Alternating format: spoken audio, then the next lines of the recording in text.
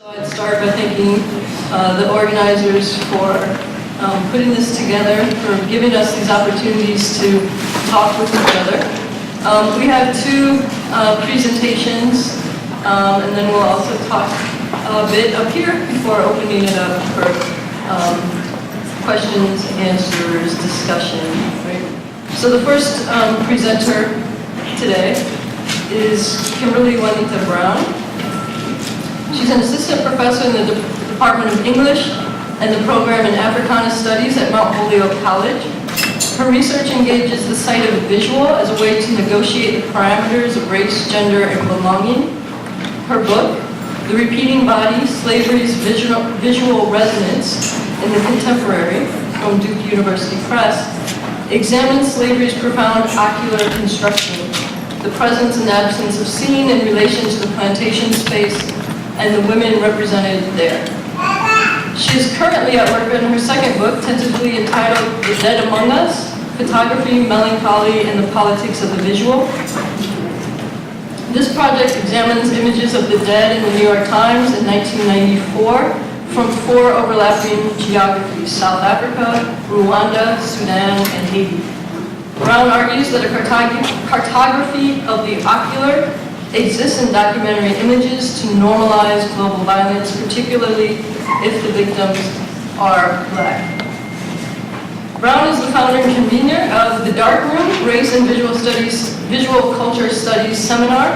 The Dark Room is a working group of women of color scholars who are invested in the intersection of critical race theory and visual cultural studies. And I'll introduce the second speaker, and then we'll call Kimberly back up.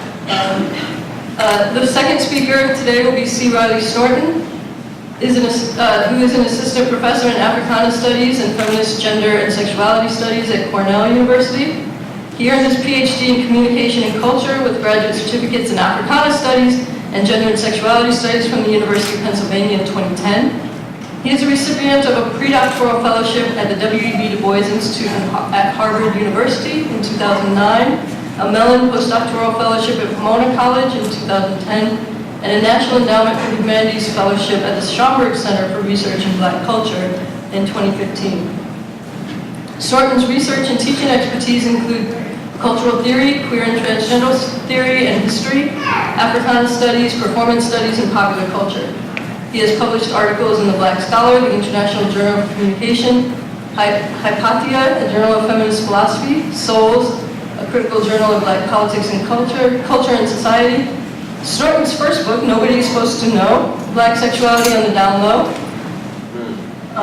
traces the emergence and circulation of the down low in news and popular culture. He is currently working on 2 books, one tentatively entitled Black on Both Sides, Race and the Remaking of Trans History, forthcoming with the University of Minnesota Press in 2017, and a second co-edited anthology with Margot Crawford entitled The Flesh of the Matter, a Hortense Scholar's Reader. So we'll ask Kimberly to come up first, followed by Riley. I'm going to add my voice to the chorus of thank yous. Thank you, Sarah, Aisha, Grace, Trisha, Francis, everyone here for attending this spectacular symposium, and also Riley and Kat for moderating. If you think that you are tired of hearing about mothers, you are not. Remember this, Lucille Clifton's poem Fury begins. The speaker then creates a vision of her mother tossing a sheaf of papers, poems, into a fire, effectively ending all of her creative inclinations. They burn, the speaker poet declares, and this burning is a metaphor for the poet's rebirth into an entity. They burn, the speaker poet declares, and this burning is a metaphor for the poet's rebirth into an entity filled with the fire of her mother's lost artistic potential. She will never recover, we are told. And the following lines end the poem, but propel the poet. Remember, there is nothing you will not bear for this woman's sake. Fury enables a discourse of retrieval that is both Black and feminist, one that employs the emotive power of anger as the only acceptable response to a life filled with ashes and a no longer burning flame. To bear is the maternal retrieval in reverse, corporeal and creative. It marks out a space of iteration that moves from daughter to mother and back again.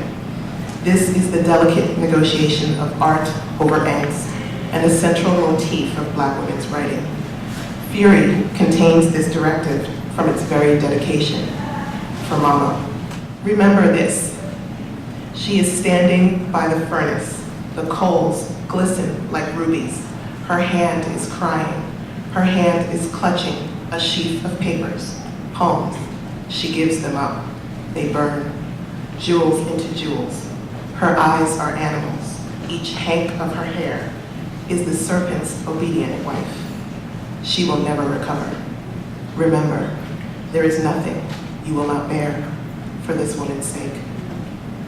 As the only other single word line, wife, indicates, power resides in this particular demarcation, but the power does not belong to the woman who burns the poems.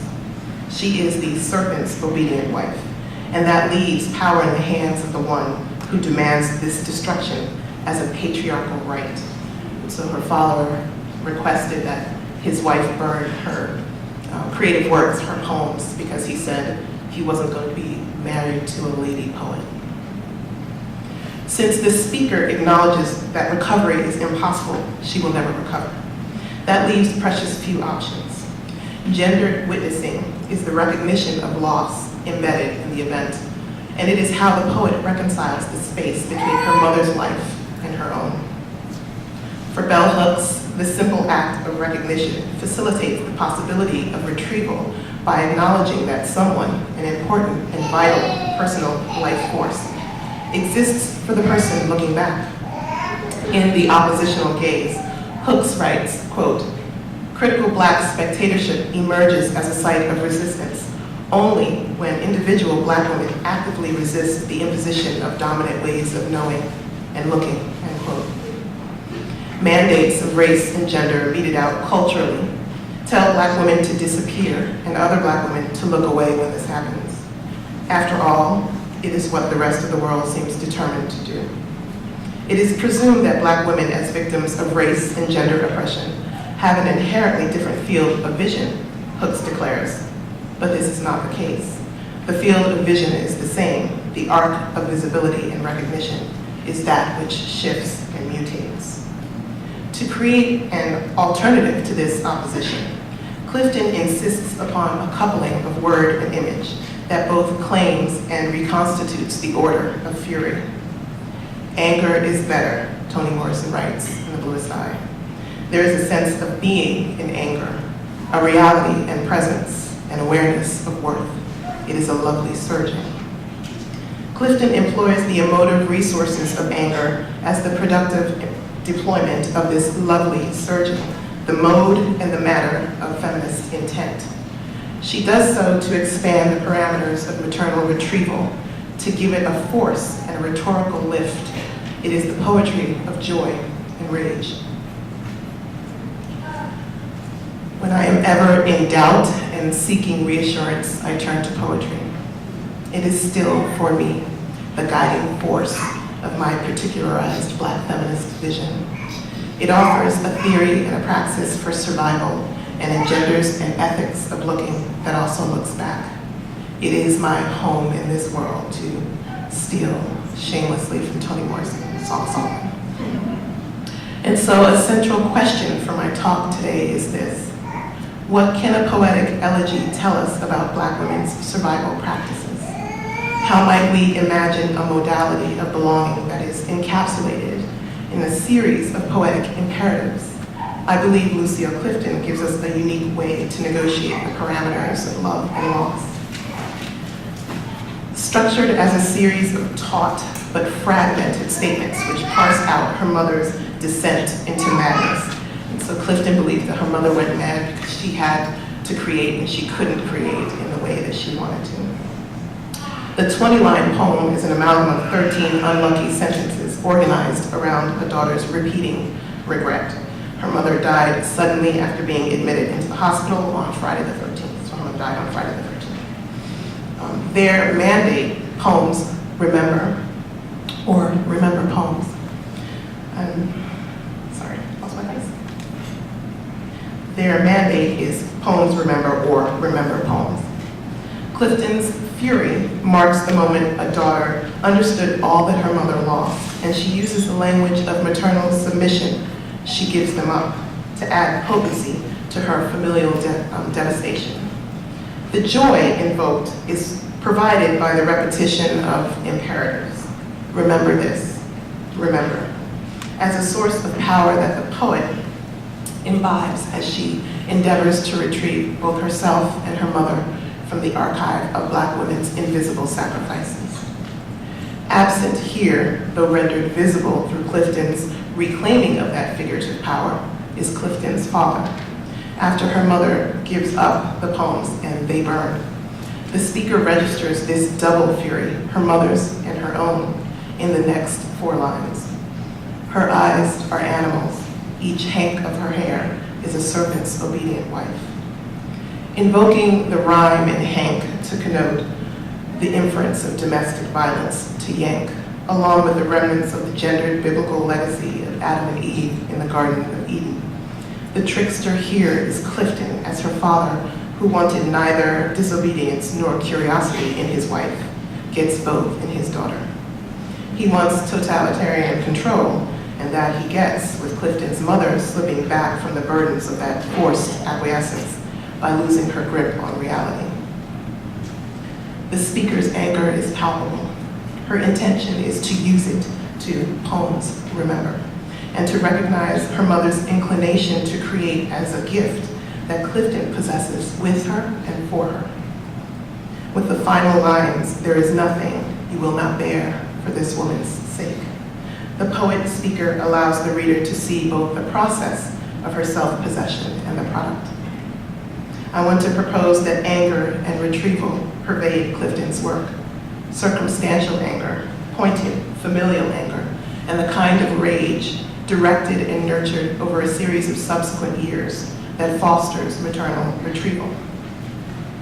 In her 1976 memoir, Generations, Clifton retrieves the pieces of her family history, not as a witness participant. She has no section of her own, but weaves her life story through those of her family members, but as an oral historian. Each section opens with a photograph and a name, an image of a person of familial import, and their circuitous journey to visibility.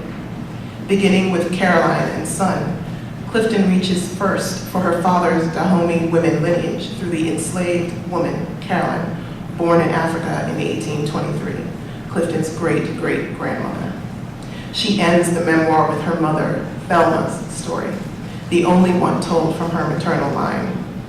Here it is as if the true force of her warrior survival, her besieged determination to exist, is something facilitated and maintained through her father and his female lineage. As her mother withdraws, the narrative reverts back onto itself, and her mother, Thelma, is imagined as the daughter, Thelma Lucille, that Clifton aims to privilege. Naming becomes a framing mechanism of the desire to possess and lay perpetual claim. With multiple Thelmas, Lucilles, and Samuels within the ranks of her family, so Clifton's name is Thelma Lucille, after her mother and her great-great-grandmother. And her brother's name is Samuel, like her father. The Lucille that Clifton is called her whole life is her father's grandmother. Quote, first Black woman legally hanged in the state of Virginia, and Lucy was hanged, the lady whose name they gave me like a gift, had her neck pulled up by a rope until the neck broke, and I can see Mommy Caroline standing straight as a soldier in Green, Virginia, apart from the crowd of silent Black folk and white folk watching them and not the wooden frame swinging her child. The rhetoric of lynching takes on a particular resonance here, as Clifton situates and privileges Black women's bodily sacrifices as part of the African American historical record she herself produces and presents. The framing of this is also photographic, placing Caroline outside the framework of objective visuality and within the subjective realm of the witness. And as a witness, she observes the wrongdoers, recording what she sees for her descendants. Sandy Alexander articulates the proliferation of lynching photographs in the outdoors as a possessive thing, noting that they work in tandem to tell us something about how Blacks are dispossessed, denied access to property, and by extension, to sanctuary on the American geographical landscape. Clifton also wants to reclaim the lynching victim as kin, as woman, and as someone who belongs to a family with their own powers of historiography. And although dead, Alexander writes, there is no grounding these lynched bodies. There is no fixing them to one place. There is no confining them to one category. They oscillate back and forth between opposite poles of worthy and worthless, and even the domains of the lost and found.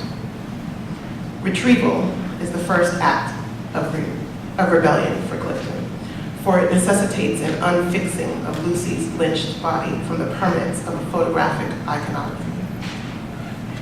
With her own mother, who died suddenly and early, we see that maternal retrieval is the focal point of Clifton's poetic delineation. With poetry that has always been intensely personal, communal, and familial, Lucille Clifton has positioned her creative work between a racialized and gendered interiority and the precise negotiation of generational African-American experiences. The Book of Light collection, published in 1993, contains a series of poems that attempt to shed light on Clifton's previous poetic silences. Released when the author was nearing 60, it contains many of her most potent examinations of her interior familial territory. Fury is in this collection, along with a poem about her father that begins where it seems fury ends. The first line says it most succinctly, "My father burned us all." Indeed, the poem, Cigarettes, comes immediately after Fury in the collection, situating her father as a reckless patriarch, a man who fails to see the ash that fell from his hand onto our beds and also onto our tables and chairs. Ours was the roof the sirens rushed to at night, Clifton writes, mistaking the glow of his pain for flame. Centralized and imagined as the point of origin for the fire that burns through the family bearing his name, Clifton also gestures toward the willful blindness of her father and his inability to see the destruction his deeds have engendered as a portrayal of violence and force. "Nothing is burning here," my father would laugh, ignoring my charred pillow, ignoring his own smoldering halls. Between the two poems, the inference of rage created in the would-be poet is clear. The pillow charred is her own, my charred pillow, where she would have laid her head to sleep, and therefore the poet got no rest. But just as the mandate in Fury is to poems remember, and to make in her mother's removal a daughter's creative purpose, so is the request to visualize a pathway through this delineation. In this way, Clifton endeavors to poems remember, while also highlighting how absenting Black women from the discourse of visibility and creativity engenders its own tableau of misrecognition, its own failure to see. Things don't fall apart, Clifton writes at the end of Generations. Things hold. Lines connect in thin ways that last, and lives become generations made out of pictures and words just kept. In order to hold on to the pictures and words that keep, Clifton employs the visuality of retrieval, the purposefulness of poetry, and smoldering, circular fury. Thank you. Sarah and Aisha and Grace and Van and Francis and Trisha and all of the panelists that have come before the keynote that came yesterday. I want to say it's such an honor to be a part of this conversation. I also want to make a quick note before I get started about language. There's a lot of different kinds of language in this text that I'm going to read, and it's about a kind of fidelity to the people I'm thinking with. But I'm hopeful that we can spend some time talking a bit more about it in the Q&A. So penumbra refers to that quality of light that happens at the edge of a shadow. And that's what I'm trying to play around with, and perhaps at the edges, perhaps past the edges of Black feminist thought, lay these two thinkers. But they're just entry points into what I want to share. So numbers is hard and real, they never have feelings, but you push too hard, even numbers got limits. And the problem considered here is one of time. While garnering publicity for the feature film Grandma in 2015, in a live interview with Robin Roberts on Good Morning America, actress, artist, and advocate Laverne Cox expressed a public grief. We in the transgender community right now are reeling.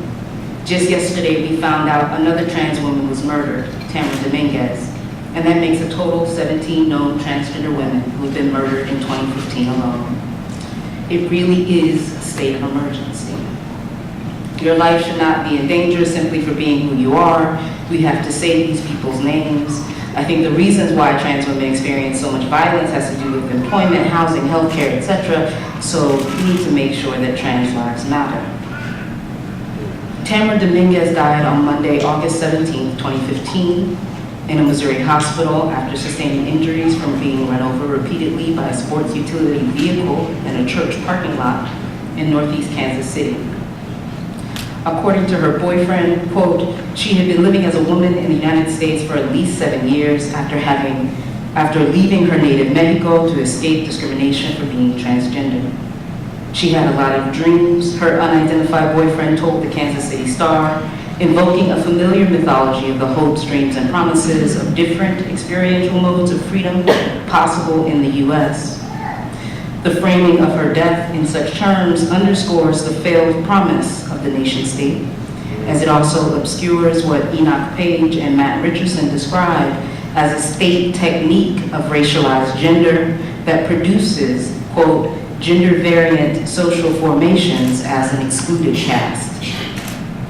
According to an article published on advocate.com under the headline, Victim number 17, Trans Woman of Color Murdered in Missouri, information regarding Dominguez's death came on the heels of news about 3 African-American trans women, Amber Monroe of Detroit, Michigan, Candace Capri of Phoenix, Arizona, Alicia Walker of Smithfield, North Carolina, reported murder just in the past few days. The recurrent practice of enumerating the dead in mass and social media seems to conform to the logics of accumulation that structure racial capitalism, in which the quantified abstraction of Black and trans death reveals the calculated value of Black and trans lives through states' grammars of deficit and debt. As Catherine McChitrick explains about this mode of list, this is where we began. This is where historic Blackness comes from, the list, the breathless numbers, the absolutely economic, the mathematics of unliving. This mode of accounting, of expressing the arithmetic violence of Black and trans death, as it also refers to anti-Black, anti-queer, and anti-trans forms of slow and imminent death, finds additional elaboration in what Dagmar Wuchet refers to as a poetics of compounding loss, which he defines as a leitmotif of inventory taking, the reconceptualization of relentless serial losses not as cumulative but as compounding, with the subject's loss both object and subject, past and future, memory and immediate threat. So from this vantage point, consider how Cox's designation of a state of emergency to refer to murders of trans women of color sharpens the distinction between the state's rhetorical use of that phrase and the real state of emergency that surfaces as a matter of history.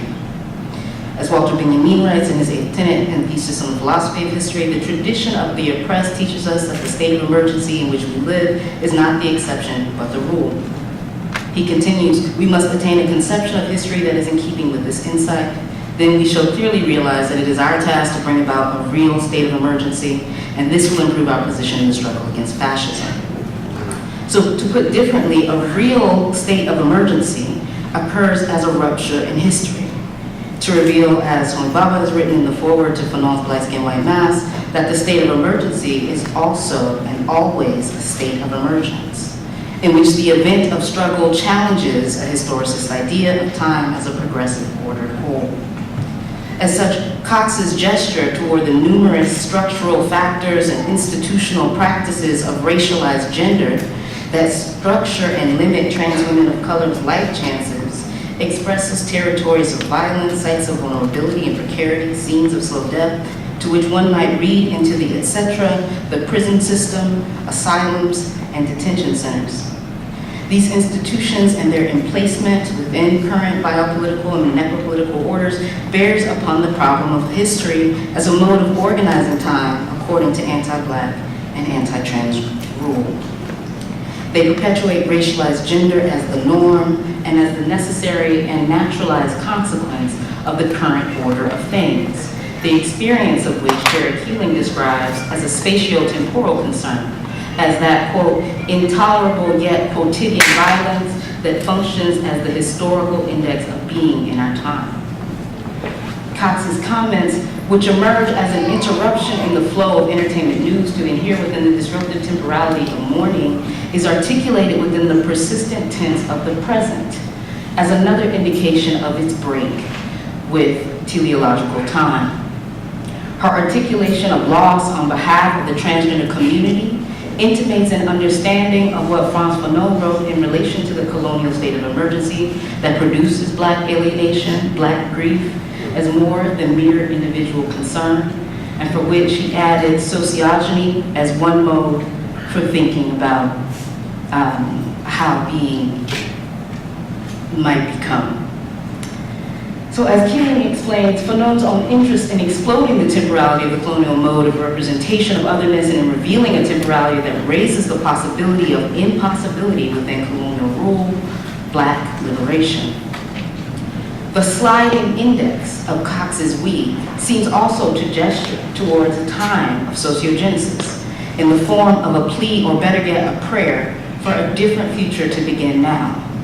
The named we of the transgender community that opens Cox's expression feels different from the undesignated we in the concluding flourish that invents an intersubjective community called forth by the urgency of trans life matters, in which one can hear as an echo from the future what Kathy Cohen carefully elaborated in terms of a question about the radical potential of a queer politic based on analyses of power rather than a fraught sense of shared identity. This too is what Kai M. Green and Trevor Ellison describe as tranifesting, as a politic and epistemic operation that attempts to bring forth, quote, forms of collective life that can enliven and sustain us in a future worth living. It is in this sense that Cox's final rhetorical flourish, we need to make sure that trans lives matters, which indexes without citation the movement for Black lives, does not sound wholly appropriative, and becomes an opportunity to hear how there is no absolute distinction between Black lives mattering and trans lives mattering within the rubrics of racialized gender. Break it down. I think a lot about Blake Brockington, a Black trans man who garnered national attention in 2014 as the first out trans homecoming king in North Carolina. He was nominated by his classmates at East Mecklenburg High School in Charlotte, but he also earned his title by raising money, about $2,500 out of a total of $3,200 collected for the school's selected charity, Mothering Across Continents, a Charlotte-based nonprofit focused on youth development in South Sudan, Haiti, South Africa, and Mexico. So before moving to Charlotte to live with his father, Brockington grew up in the coastal city of Charleston, South Carolina. I grew up in inland South Carolina near the state's capital, Columbia. And by the time he was made king, Brockington had already moved in with a foster family. Life with his father and stepmother became untenable after he came out as trans in the 10th grade. In an interview with the Charlotte Observer, he explained, quote, "My family feels like this is a decision I made. They think you're already Black. Why would you want to draw more attention to yourself? But it's not a decision, it's who I am. I wouldn't wish this on my worst enemy." Suffice to say that I understand his family's reactions. The sensibilities expressed by Brockington's family, particularly in the use of already Black, underscore how Blackness and transness are tethered in the contemporary landscape in terms of visibility, in which the form of attention directed at Black and trans people is frequently articulated through policies such as House Bill 2, which passed on the one-year anniversary of Brockington's death on March 23, 2016. Sometimes referred to as the Transgender Bathroom Bill, HB 2 prohibits city municipalities from defining LGBT people as a protected class, while simultaneously eliminating any state modes of redress for workplace discrimination based on the narrowly defined rubrics of difference, race, religion, color, national origin, age, handicap, or biological sex it purportedly protects. Media focus on transgender people's ability to use the bathroom of their choice obscures a more urgent conversation about what modes of dispossession are possible under the ruse of state inclusion. Brockington, however, described the attention he received after his homecoming win as the hardest part of his trans journey. Really hateful things were said on the internet. It was hard. I saw how narrow-minded the world really is. He elaborated in a short documentary, Brockington. I've had people call me a tranny, a dyke. I've had people call me a he, she, it thing. You know, they call me a homecoming thing, and they call me a pervert and an abomination. Different things. I've gotten a lot of different things. The list of different things echoes what Hortense Spillers has described as a meeting ground of investments and privations and the national treasury of rhetorical wealth, in which the preponderance of terminology is a testament to the need of the nation state and national culture to invent such a thing into being. This list also expresses the connections between anti-Black and anti-trans forms of violence, as each entry materializes a history of racialized gender denigration. As Spillers writes, embedded in a bizarre axiological ground, they demonstrate a sort of telegraphic coding. They are markers so loaded with mythical prepossession that there is no easy way for the agents buried beneath them to come clean. In that regard, the names by which I am called in the public place render an example of signifying property plus. In order for me to speak a truer word concerning myself, I must strip down through layers of attenuated meaning, made in excess over time, assigned by a particular historical order, and there await whatever marvels of my own inventiveness. The personal pronouns are offered in the service of a collective function. For Brockington, that truer word seems to have been human, and all of the richness of meaning that Sylvia Wynter has imbued to the term. In an interview, he related, quote, "I'm still a person, and trans people are still people. Our bodies just don't match up what's in our heads. We need support, not people looking down at us or degrading us or overlooking us. We are still human." The frequency with which he availed himself of interviews, participated in Black Lives Matter rallies and events associated with Transgender Days of Remembrance is perhaps the evidence of an impetus to replace one collective function with another. In a photograph taken in late November of 2014, Brockington is imaged between two signs which read, "I have the right to be alive, and I am not a criminal." The photograph occurs as an after image, what Kimberly Juanita Brown defines as an ocular residue of visual duplication as well as an alteration in her riff on Audre Lorde. Dressed in all black, his shirt includes a list of names conjoined with ampersands and finished with an ellipses, Emmett and Amadou and Sean and Oscar and Trayvon and Jordan and Eric and Mike and Ethel. A few months later, Blake's name occupied the elliptical space. An article published on advocate.com on March 24, 2015, the day after his death, notes that Brockington's death was the 6th reported suicide of a trans youth in that year, and in a, quote, epidemic that trans advocates say see far more casualties than are noted by the media. In an online search for Blake Brockington, one will find that his Wikipedia entry appears under the title Death of Blake Brockington. Its first line narrates the international media coverage of his suicide. The international circulation of news of Brockington's death reiterates points my co-author Jen Haratwan and I have raised elsewhere as the need to think transgender both transnationally and intersectionally in the current globalization of hate crimes activism, anti-discrimination advocacy, and other modes of organizing for state-based inclusion projects. There we asked, what are the seductions for a trans activism for whom traumatized citizenship is more than merely an identitarian pitfall and is rather a key condition of its own emergence? And what would a trans politic and theory look like that refuses such murderous inclusion? To emphasize the dimension of our initial critique, and as a mode of closing, I'll add, as numbers function as a primary mode for making biopolitical and necropolitical sense of Black and trans death, what theories in politics emerge at their limits. Thank you. Thanking the presenters. Again, I have a set of questions, but I want to sort of, first honor the work that the affective mode of numbers in some ways here actually does, like the way that Riley's presentation, and also I think Kimberly's in terms of talking about fury, right, and anger, and certain forms of violence, sort of invites us to occupy the space in a way that I think is, at least kind of holds the space for opening up these questions that I think are really profound ones, right? So I guess maybe to sort of encourage a dialogue between the two of you, I would start actually where Riley ended, right? And that is with the question that you asked, really, as numbers function as a primary mode for making biopolitical and necropolitical sense of Black and trans death, what theories in politics emerge at their limits?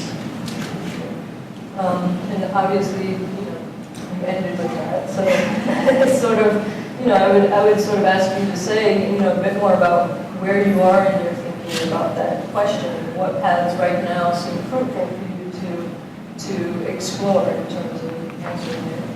And, it's kind of encourage dialogue. I would also invite Kimberly to then move off this question as well, and maybe you could say a bit more about what your reading of Clifton might offer to a politics attuned to loss, but not invested in numbers as a way of making sense of loss. So it seems like much of what you identify in Clifton's writing as potent resources for Black feminist politics, for example, anger or retrieval, arise in the context of familial relations, which makes me wonder two things that are related to the question that Riley asked. First, do the affective resonances of a familial situation that Clifton finds so enabling in crafting the type of knowledge to which you refer open onto a more public, collective politics worth naming within the context of your project? And second, then if so, right, in what ways, if at all, you think that puts pressure on or maybe breaks with the authority of numbers and the enumeration of loss and harm as remedy for this?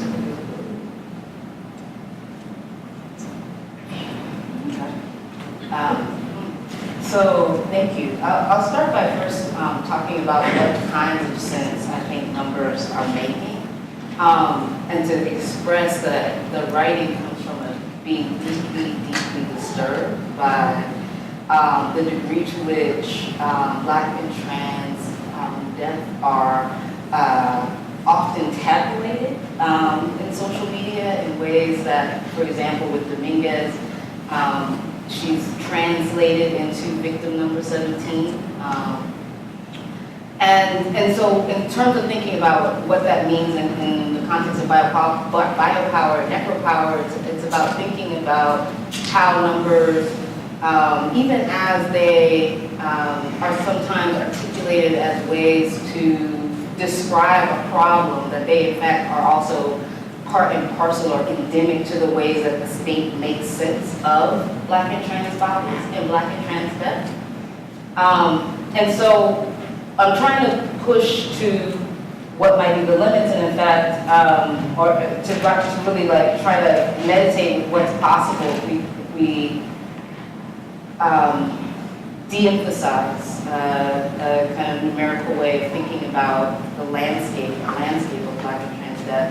And there are many people in the room who helped me to do that thinking, and also people who are not in the room. But one of the things that I would say, is, as it directly bears upon what you offer, Kimberly, is to think about modes of invention, right? So that like, even the image of Brockington, it circulates as a kind of death image, but actually this is an image that's taken while he's alive. There's a life there. There's a life that's been overdetermined by a death script, but I think that there's something that behooves us as Black feminists about about seeing images, encountering these images as ways of opening up and thinking through the various textures of living and life. And particularly as it relates to something like an archive, the ways that a kind of Black trans archive is in many ways an invention, a series of inventions. I'll pause there, but there are also, Yeah, okay, so I'm going to try to answer this question. And I'm going to start by returning to that poem. Occasionally, and this doesn't happen often, so if you know me, you know how much of an optimist I am. But occasionally I have to remind myself why I'm doing the work that I'm doing. And when I need to remind myself why I'm doing the work that I'm doing, it is this poem that I pull out. Or should I say I visit it? It is everywhere. It's my office, it's my home space, and then I recite the last line, a couple of lines to myself, just to remind myself what it is that I am trying to do. But what holds me with this one poem is that it functions for me and with poets in much the same way that a dark room space would function. And that is, you enter a dark space, you wait for your eyes to adjust, you create something one at a time. There is no mass producing in that space, which means you have to give it the time that it needs. And that means it can't always encompass the very numbers that you are trying to speak to. Awesome. I have more to say about that. Say it later. I think if you have more to say, you could think I was that to me that's a really provocative kind of image in my head now, like the dark room space. And so I'm wondering if you could say maybe a little bit more about how you see poetry working as a kind of dark room space. So there are a series of poets who are, in my mind, mildly obsessed with photography. Michael Harper, Tasha Trethewey, Lucille Clifton. Lucille Clifton has a poem, it's kind of a lamentation for her Renaissance. It's just called Photograph. And the poem, it's really short. It's like, universe, keep them spinning because they're spinning. She's thinking about a photograph that she has of them. Keep them spinning, black blurs against the window of the world because they are beautiful and there is trouble coming round, round, round. I'm either adding or taking away work. That's essentially it. And so I think there are a series of African American poets in particular who are concerned with the violence that photography engenders when photography and black people meet. And when they can't control those images, they attempt to create words that can be marked against the violence of the image, particularly since they can't control so much of what happens in those photographic spaces, and they can't control who sees it and who does what with the image. So I think if I weren't already interested in poetry and photography, I would have eventually gotten here, where I'm trying to see them working in tandem with each other, especially for African American poets. I don't know that I see this in other poets, but I have been noticing that.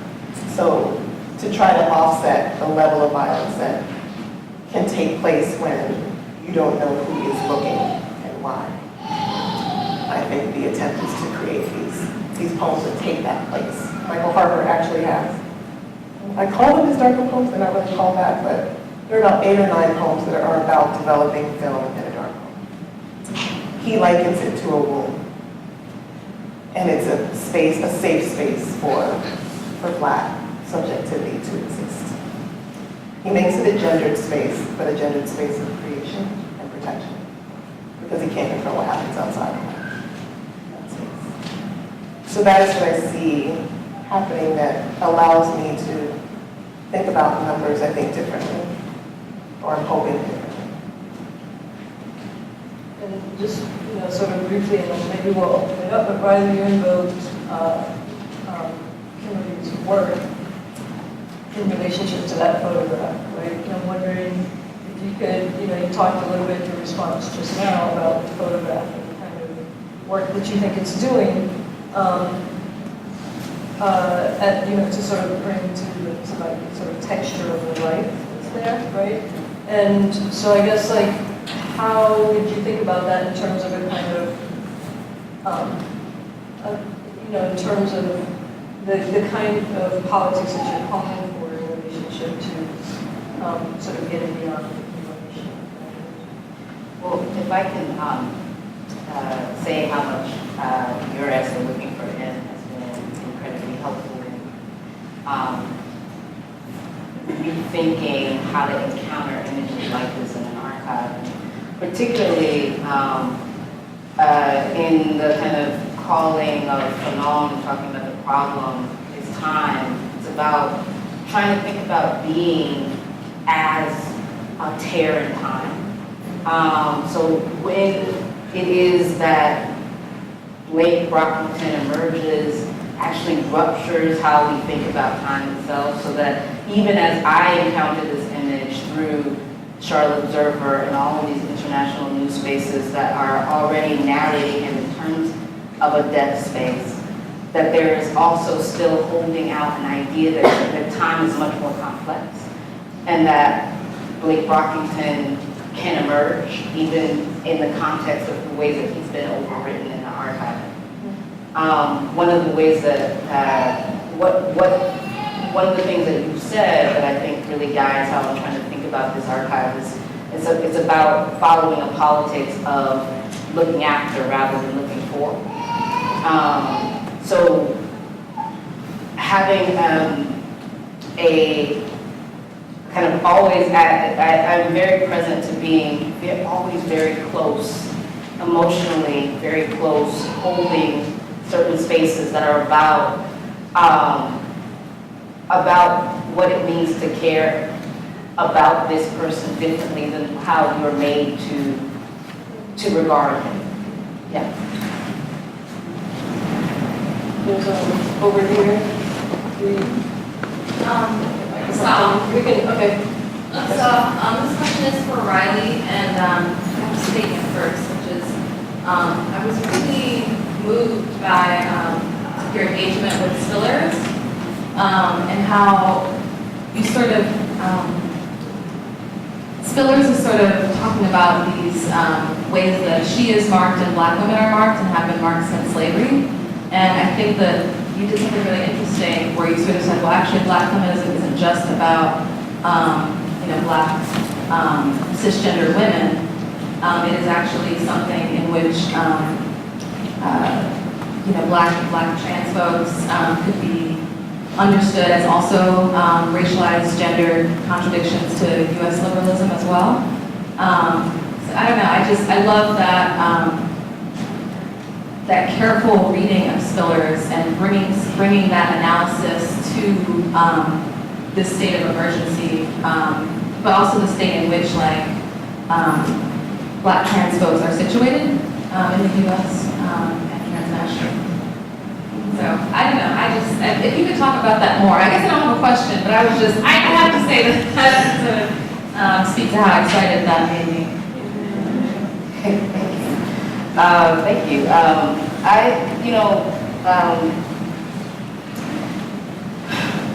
Black feminism, I think, as it relates to something like trans studies or Black trans studies, right? Like Black feminism actually gives space for maneuver, for thinking about gender in a way that does not have the kind of easy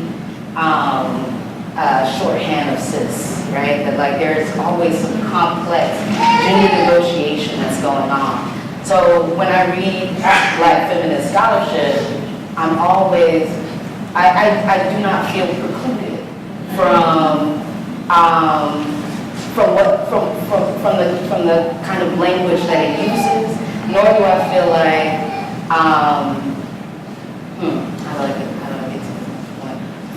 nor do I feel that there could be something like Black trans studies without Black feminism. And so yeah, thank you. There's a question over here. Thank you. This is really provoking. And I'm wondering about the idea of problematizing the mathematics of death and how you would hope that that problematizing would engage with what's happening on the streets. And how do you see it informing and in conversation with the ways that that also has been an organizing strategy? And what do you see as the conversation back and forth about that? Yeah, thank you. I'm gonna actually now do a summary of Catherine McKittrick's mathematics black life because I think it's something it really excites me in terms of thinking about ways of moving that are not about reproducing kind of the list of deaths, the kind of inexhaustible kind of enumeration of Black death. And one of the refrains in that essay is "trust her lives." And I was thinking so much about the ways that trans folks are always figured as deceptive, as deluded, as liars. And I was like, so what then would a political strategy look like that is about reorienting the ways that we think through the possibility of trans people, right? So it's not just like, oh, they're casualties of a structure of all these various structures that are dispossessive, but to say like, what can we have another entry point that thinks about a kind of robust sense of trust of trans people, that we start by talking about how much we trust trans people in terms of their own gender self-determination, and that part of the problem is not that they are dead. Because I think part of the question that I have is like, when we talk about this enumeration, it's kind of like, 17 was 17 and then 18, and then there's more and there's more, and it doesn't actually necessarily mean that we get to a new mode of viewing trans people. And so I want to start with what kinds of new, what kinds of other ways, what kinds of new modes of naming, to kind of draw on Audre Lorde, right, a new spelling of their name, can we bring to this political conversation that's about creating different structures for which to encounter trans people in their life chances. Maybe just real quick with you. I think that's what was so provocative too about the pairing of these two papers, is that you have the kind of poetics, right? So we invoke people like Audre Lorde because there's a kind of poetics there that's animating our sense of possibility that there might be some other thing, right? Even if it's like through something that's not stable in that way.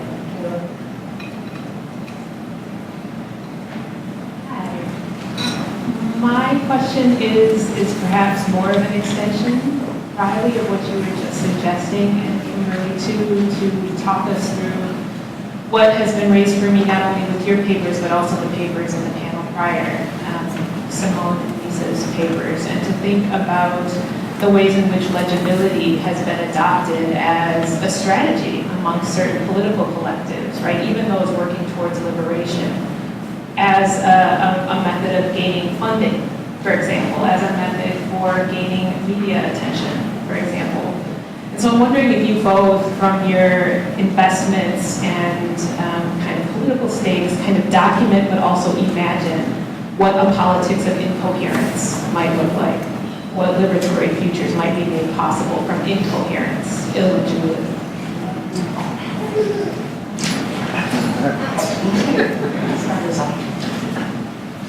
Thank you. Yes, thank you, Carla, for the question. I got you, boo. So, the project that I am working on, which is why I keep running back to a poem, is looking at images of the dead on the cover of the New York Times in 1994. I'm looking at these images from 4 geographical areas, but it's the anonymity, usually no names, no information, nothing, about these people, and then I'm very concerned about how many of these photographs were being taken while other Black people are standing in close proximity to these dead bodies. May know these people, may not know these people. It seems to make no difference to photographers who are, I think, almost exclusively white. So in terms of attempting to think about coherence, legibility, the engagements that I usually have when I present this work to people who are not people of color is about the evidentiary. That's a repeated question. Don't we need these images in order to have a sense of what is happening in the world? My response is the same. What is the proof that white people died? Do we need to see that photographic evidence? Why doesn't it exist? And it's only in this very current moment of not actively seeing white people in these moving snuff films of Black people dying that I don't get those questions as often.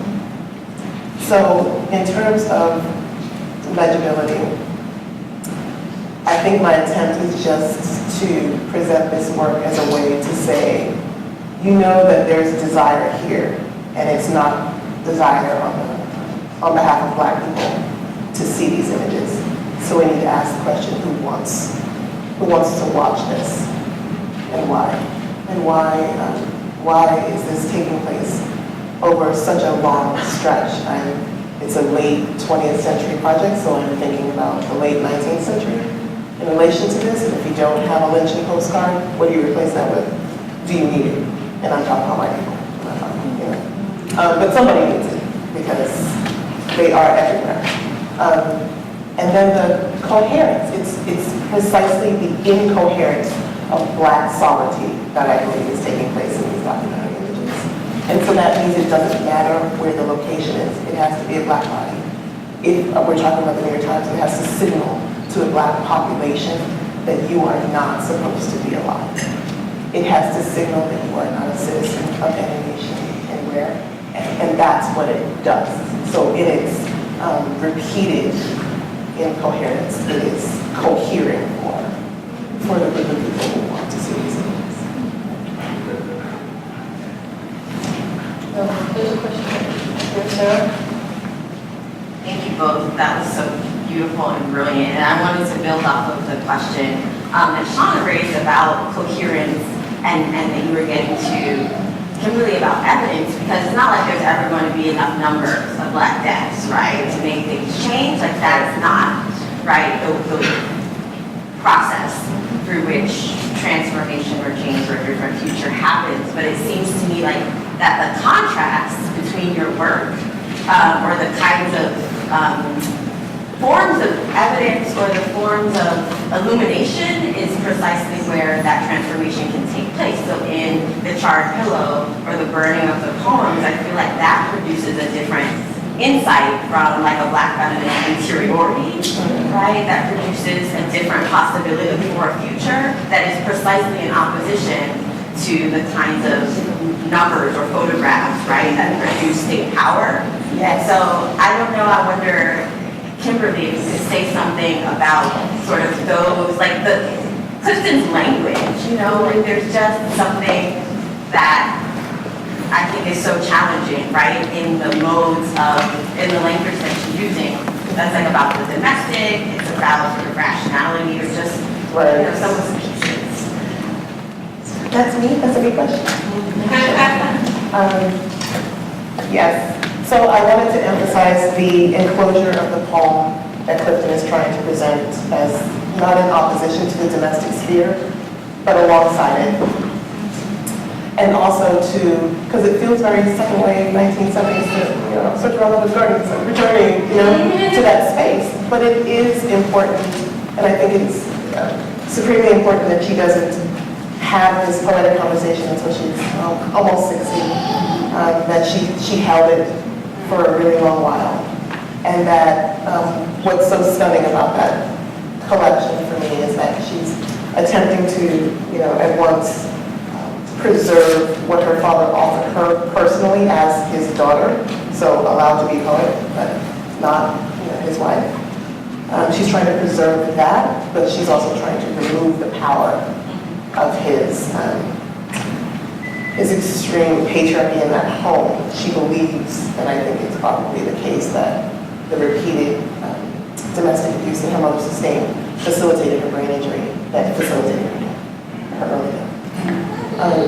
So I wanted to return to a place like a home, and to think about it in a poetic elegy. And the other part of that is it's about mourning practices, like Black mourning practices, and who doesn't get to mourn no matter what. Like an elegy is just not supposed to be about Black people. So I wanted to also reinforce that, and I felt I could do it after looking at a series of these other images, these extremely violent images. I could return to a place that offers me something that I could reconstitute as a spatial reformation.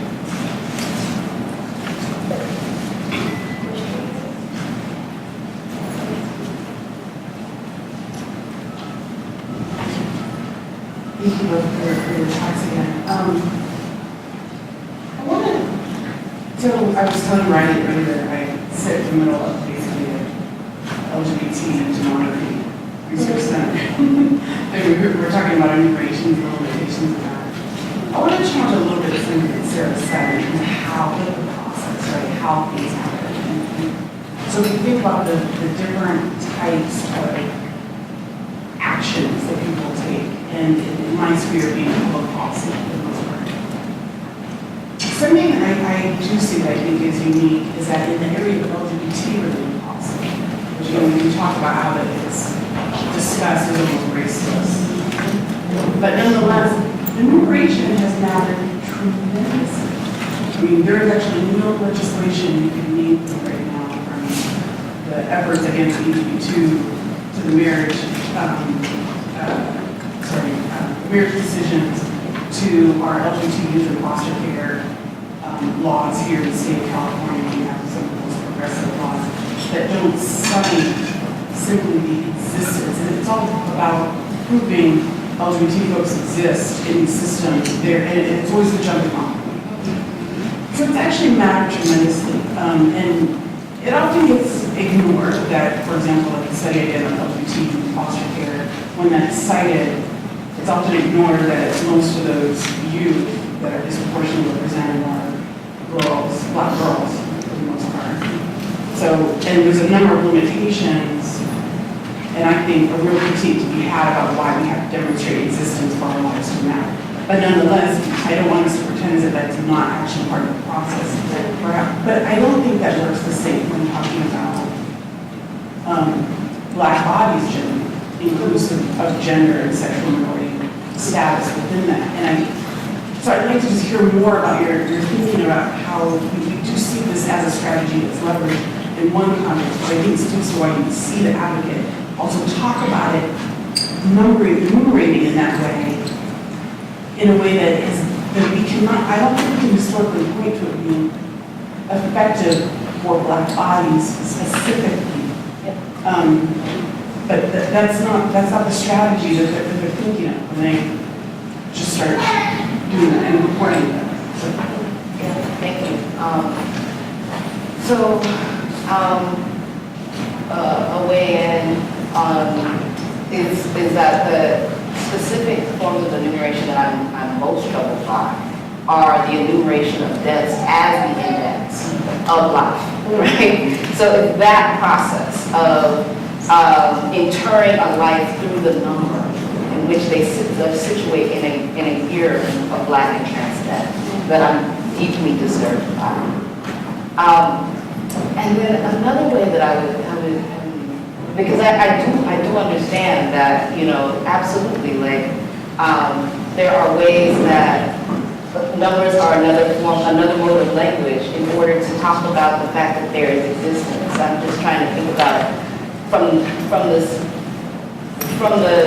the frame of already incurring or encountering folks who are dead. I'm trying to think about some other way we can encounter and honor them. And continue to sense those a little bit too. So, but there was another piece that I wanted to respond to. I feel like I'm a little bit. Yeah. Oh, we should talk after. I think I'm missing. There is maybe something that I wanted to also say about policy, but it's still in my mind. I mean, and just, I actually do think there are major problems and limitations. There's something about when we frame human rights as only under the condition of demonstrating that it happens a lot, that a wrong happens a lot. So I'm with you in terms of the limitations of the way statistics are leveraged and prevalences are leveraged in the interest of human rights. And so somewhere in here, I'm just trying to kind of make the conversation a little bit more complex and I acknowledge that we have gains in public policy, but at the same time, we actually limit human rights frame by only positioning. So I remember that part of what I wanted to do is affirm in what you, in your earlier question, the idea that often moves, particularly in LGBT policy,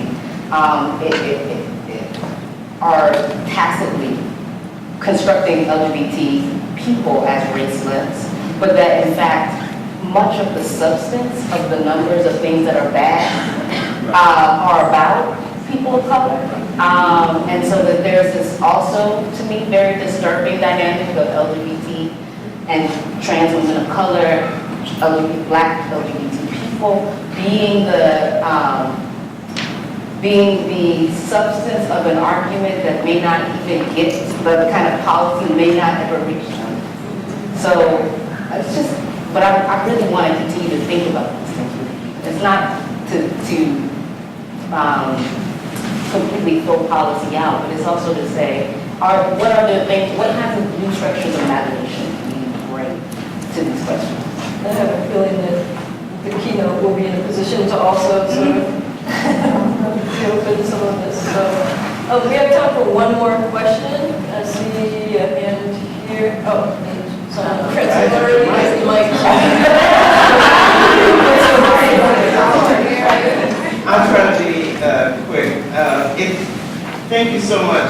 It really seems like both papers or both work. It's about resisting the normalization of Black death.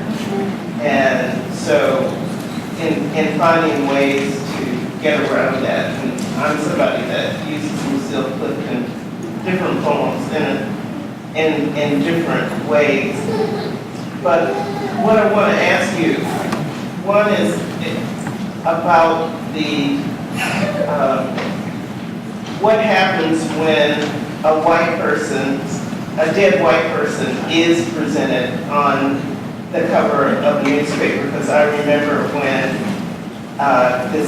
there were these murders outside the CIA, and the Washington Post had a very large picture of one of the people who was murdered, and there was the word isn't even firestorm, it was like a shitstorm of really reaction. How can you show a dead person? Their family might see it, blah, blah, blah. And the Post's initial reaction was, well, we show dead people all the time. And so we don't understand why you're upset, but it was dead Black people that they were showing all the time. And so they had kind of forgotten that. But the real question I want to ask both of you is, how do you, in your teaching practice, and how can we, in our own teaching practice, both educate ourselves, those of us that have teaching jobs, but also work with students so that on these issues and the other issues that have been brought up today, so that trans academics, trans people, LGBT people, non-Black people, Black people don't bear the total responsibility for talking sensibly about these and helping educate, students so that we all take responsibility for doing that we don't just depend on our colleagues, okay, take that person's class, they'll explain this, that, how do we actually find ways to institutionalize, more progressive teaching practices?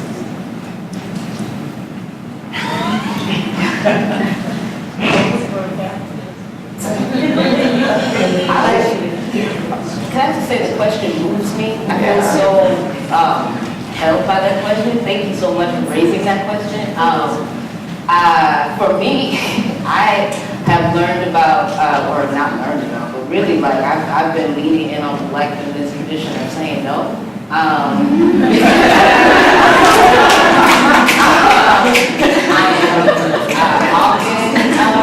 Asking the trans thing for my campus, and no. But I also, I understand that being there has also meant that there are a lot of transgender non-conforming students of color that are at Cornell, and so there are things that I emphatically say yes to, and so it's about, for me, a pedagogy of prioritizing their value over the institution's value. so yeah. Good to say. And I will say that I've been wrestling with what images to show or not to show in my visual culture classes. But on the first day of class, I make sure to say that we were practicing an ethics of looking, which means I'm not going to have the Black students tortured in class while the white students are feeling comfortable. If we're going to be comfortable, we're all going to be comfortable. If we're going to be uncomfortable, we are all going to be uncomfortable. And that means we're not looking at lynching photographs, but we are looking at the crowds and lynching photographs. It means that we spend time talking about what it might mean to understand trauma as belonging to not white people.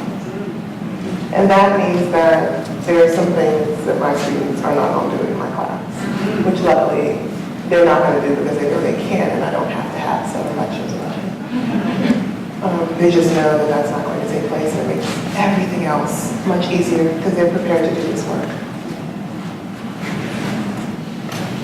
Join me in thanking